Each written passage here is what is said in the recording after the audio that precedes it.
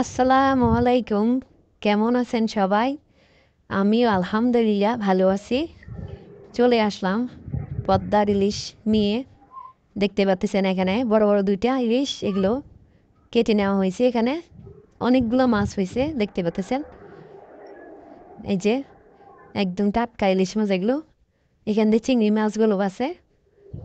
তো এগুলো দেখাবো না, আজকে রেসিপিটা দেখাবো। ইলিশ মাছ রান্না করব, বোনা করবো আর কি, ভেজে ডিম সহকারে।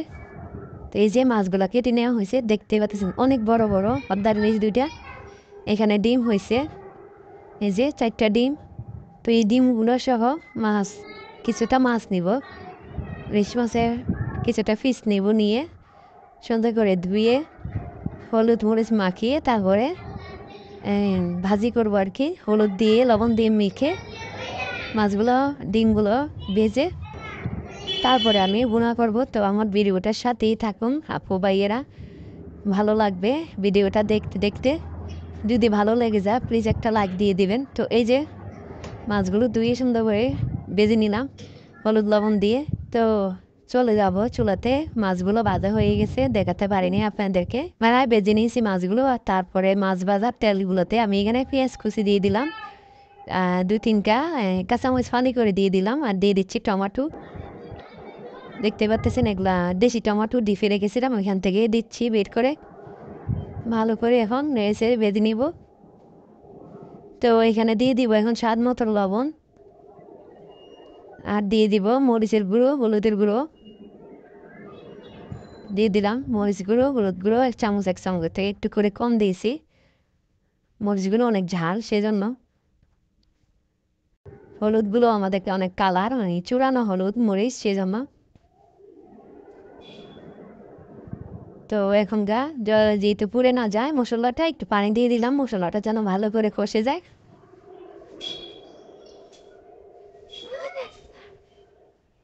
নেড়ে চেড়ে কষায় নিব মশলাটা। তো কারো কাছে যদি ভালো লাগে আমার ভিডিওটা প্লিজ একটা লাইক দিয়ে দিবেন। বেশি ভালো লাগলে সাবস্ক্রাইব করে দিয়ে আমার পাশে থেকে যেতে পারেন আপু ভাইরা। যারা আমার ভিডিওতে নতুন আসবেন তাদেরকে বলে দিচ্ছি, আর যারা অলরেডি এটা করেছেন আপু ভাইরা, আমার পুরাতন আপু ভাইরা বন্ধুরা, আপনাদেরকে তো অনেক অনেক ধন্যবাদ। তো এই যে টমাটোগুলো গলে গেছে, দেখতে পাচ্ছেন সিদ্ধ হয়ে গেছে ভালো করে। তো এখন আমি আর একটু জল দিয়ে দিচ্ছি যেন মাছগুলো হয়ে যায় এরকম আর কি। বোনা বোনা করবো, বেশি জল দিব না।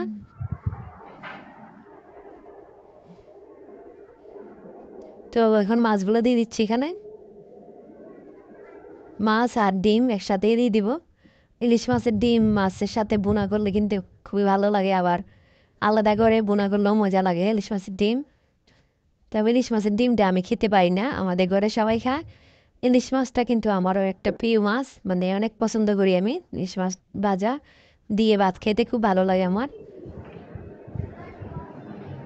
তো এই যে একে একে সবগুলো মাছ দিয়ে দিয়েছি, ডিমগুলোও দিয়ে দিয়েছি। তো এখন আমি ডিমগুলোর সাথে মিশিয়ে দিচ্ছি মাছগুলো নেড়ে ছেড়ে, যেন মশলাগুলো সব ভিতরে ঢুকে যায় মাছের।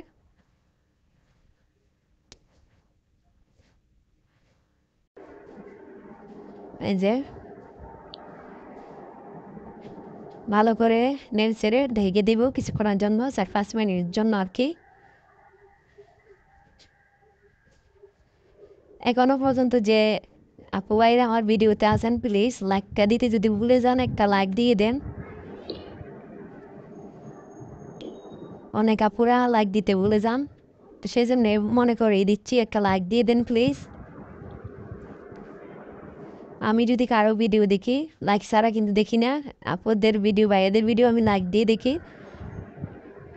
তো এই যে ডেকে দিয়েছিলাম, তো এখন আমি আবার নেড়ে ছেড়ে দিচ্ছি একটু। ধনিয়া পাতাটা দিয়ে দিব, এই যে ধনিয়া পাতা দিয়ে দিচ্ছি। ধনিয়া পাতা না দিলেও চলে, কারণ পর্দার ইলিশ মাছ, বড় বড় ইলিশ মাছ কিন্তু এমনিতে খেতে ভালো লাগে। একদম মশলা দেওয়া লাগে না এই মাছগুলোতে, এমনি গ্রান মশলা দিলে এতটা গ্রানটা পাবেন না, চলে যায়। ধনিয়া পাতাটা ছিল সেজন্য আমি দিয়েছি সুন্দরের জন্য।